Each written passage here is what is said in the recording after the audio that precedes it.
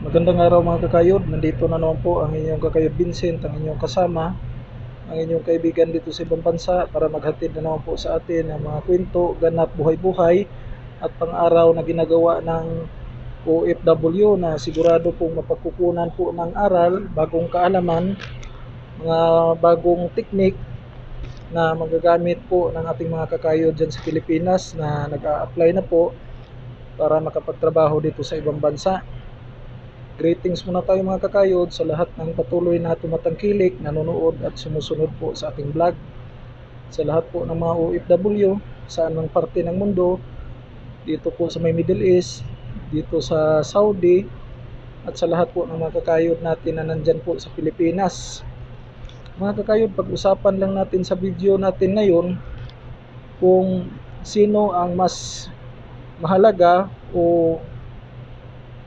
mas mabigat na nasa puso at isipan ng mga kakayod natin dito sa ibang bansa na mga OFW, yung magulang ba o yung misis o mga kinakasama natin dyan sa Pilipinas. Mga kakayod, diretsahang opinyon at sagot po sa paksa na yan, parehas po na mabigat at mahalaga po sa buhay ng isang OFW yung magulang natin at saka yung asawa o kinakasama natin dyan sa Pilipinas. Bakit mga kakayod? Dahil parehas po sila na inspirasyon natin, sila yung dahilan kung bakit patuloy tayong nagsisikap, lumalaban dito sa ibang bansa kahit anuman yung mga pagsubok na dumadating sa atin araw-araw para po mabigyan natin sila ng magandang buhay. Dahil tapatin natin mga kakayod, hindi po yung maganda na ikumpara natin silang magulang natin at saka yung kinakasama natin, yung asawa natin, dahil parehas po natin silang mahal at saka mahalaga sa buhay natin at sila yung dahilan na nangarap tayo para sa buong pamilya ng kaginhawaan sa buhay. Kahit malayo tayo sa kanila, kahit maraming pagsubok, pero kinakaya natin dahil sa kanila. Kung mayroon mang mga maliliit na bagay na hindi pagkaintindihan mga kakayod sa pamamagitan ng iba't ibang mga gusto sa pamilya natin, sa magulang at sa kinakasama natin sa Pilipinas, pwede naman pag-usapan yan mga kakayod sa mahinahon na paraan, basta hindi lang gamitan ng pride at hindi makinig sa mga kinikwento o pangingialam ng ibang tao na wala namang naitulong sa pamilya natin, lalo na po sa pag-alis natin para makapagtrabaho tayo dito sa ibang bansa. Alam natin mga kakayod na iba't iba yung mga sitwasyon sa buhay natin, may mga dahilan kung bakit nagkasamaan ng loob na minsan inaabot ng ilang taon, pero wag sana natin isarado yung puso natin sa bawat isa, dahil at the end of the day po mga kakayod, tayo pa rin yung magdadamayan dahil tayo yung magkapamilya. At saka mahirap na mga kakayod na dahil sa pride inabot na tayo ng kamatayan, hindi natin na re-resolve yung mga problema na kaya naman solusyonan. Mga kakayod, sa nangyayari ngayon, bati din natin dito na may mga kasama tayo dito na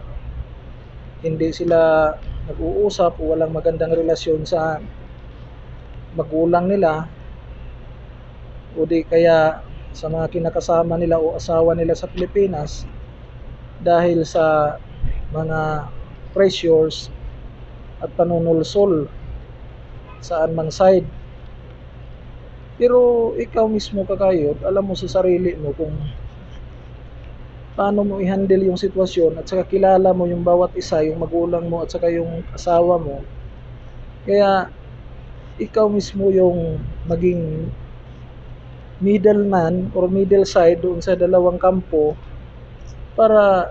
maliwanagan sila kung ano man yung mga problema at para mabuo yung pamilya mo. Dahil mahirap mga kakayod na nandito ka sa ibang bansa na may iniisip ka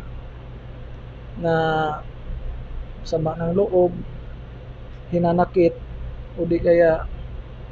galit dahil reason niya na hindi ka makapagtrabaho ng maayos dito sa ibang bansa. Mga kakayod, sa video na to wala tayong pinapatamaan, wala tayong pinapakialaman.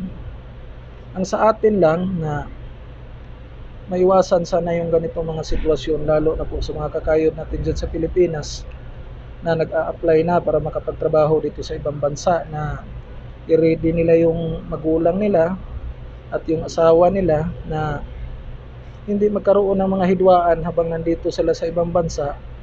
Sa halip, magtulungan sila, magmahalan sila sa Pilipinas at ipagdasal ka habang nandito ka magtatrabaho na malayo sa kanila. Mga kakayod,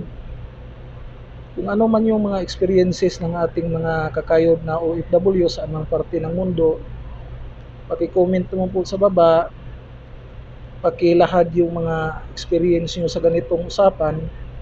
para mas lalo po tayong makatulong sa ating mga kakayod sa Pilipinas na nag-a-apply papunta dito, para mas maliwanagan sila at maging maalam na ganito pala yung mga sitwasyon habang nagtatrabaho dito sa ibang bansa. Mga kakayod, kung bago ka man din sa ating channel, pwede po bang makahingi ng like, subscribe at hit the notification bell para lagi po tayong updated sa mga videos na i-upload natin. Mga kakayod, hindi lang sa mga Pilipino nangyayari itong problema na hindi pagkakaunawaan ng magulang at yung mga asawa. Kasi lahat tayo mga kakayod may sariling utak, may mga damdamin, at saka may mga gustong mangyari. Pero kung dadating man sa hindi pagkakaunawaan, isipin sana lagi ng mga magulang natin, ng asawa natin, at mismo tayo dito sa ibang bansa na huwag tayong magpadala sa mga toxic, mga inggitan, mga problema tungkol sa pera, lalo na dahil isipin sana ng magulang natin at saka ng asawa natin na yung pera dito sa ibang bansa, buhay yung katapat natin dyan, buhay yung sinugal natin dito. Sana pahalagahan nila at maging masaya sana ang lahat sa ating pagsisikap dito. Mga kakayod, ang buhay ng isang OFW ay hindi mabubuo kung wala yung suporta, pagmamahal ng magulang, pagsakripisyo ng asawa natin dyan sa Pilipinas, at lalo na po yung pag-intindi at pagbibigay po nila ng halaga sa atin habang nandito tayo sa ibang bansa para po makamit natin yung mga pangarap para sa ating lahat. Hanggang dito na lang po tayo mga kakayod. God bless you po. Maraming salamat po.